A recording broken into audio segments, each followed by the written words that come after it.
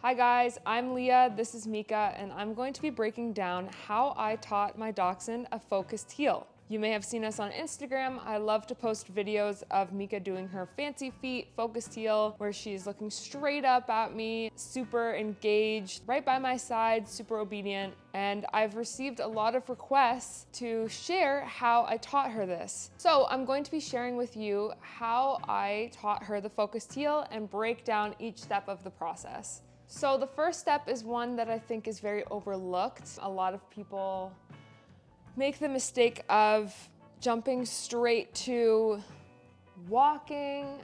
They want their dog looking up perfectly right from the beginning, but you have to slow it down and break it up through different sessions. When I got Mika as a puppy, one of the first things I ever did with her was luring. Luring is super important. It is really the foundation for all obedience. It's the first way that you can communicate with them to teach them really what you want them to be doing. So we do that using food. When Mika was a puppy, I used to use her meals. This is her dinner. She hasn't ate yet today, so she's actually very eager and ready to go. And the good thing is she's very food motivated. So it's easy to help shape those behaviors because she's very hungry. So it's a good idea to use your dog's meals. You can use kibble, you can use treats, whatever. Today I'm going to be using this fresh cooked food that she really likes, so it's very high value, to show you how I started luring. So when I start luring, I grab a little piece of whatever food I'm using. So that could be kibble. You could put a couple pieces in your hand. You want to bring it right up to their nose like this, and then you can just kind of move it around. I like to start by having them follow it, and you don't want to move too fast that the dog is chasing the food. You want it to be right along their nose the full time.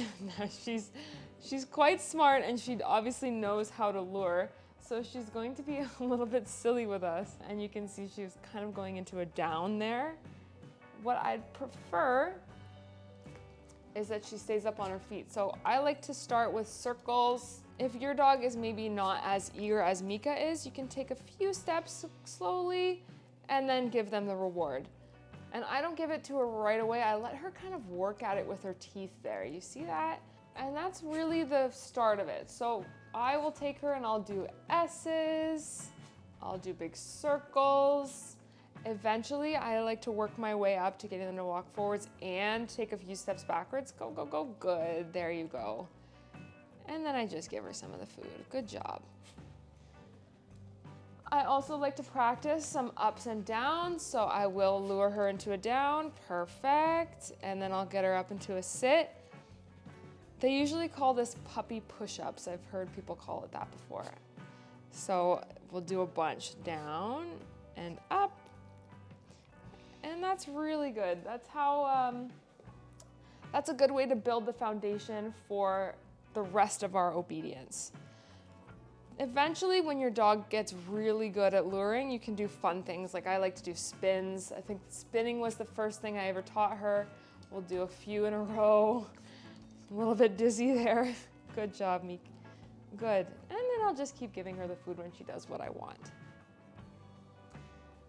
So this is the first step into teaching the focused heel, because I'm going to be luring with food for quite a bit of time when I first start teaching her the actual position.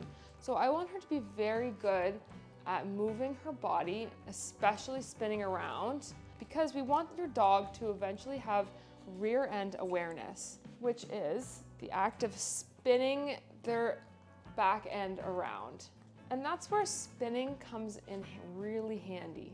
So when your dog becomes very good at this and they really have that memory, it'll be super easy to get them to turn into that position.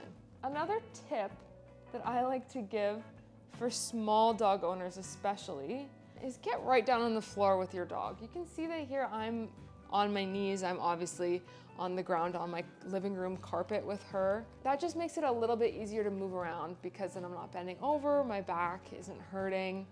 I get a lot of questions. How do you teach her anything without your back hurting? And the truth is, I get right down to ground level with her. makes it a lot easier that way. For these little guys, it's best to get right down on the ground with them and just keep working at moving them around. Good job. And that's really all there is to it. It's very simple. I did this for multiple sessions. When she was a puppy, I would do it at least once a day for a few weeks to really get her very good at it. And I move her front and back. Sometimes I lure her for a little bit longer before giving her the food. Sometimes I give it right away. I really vary it.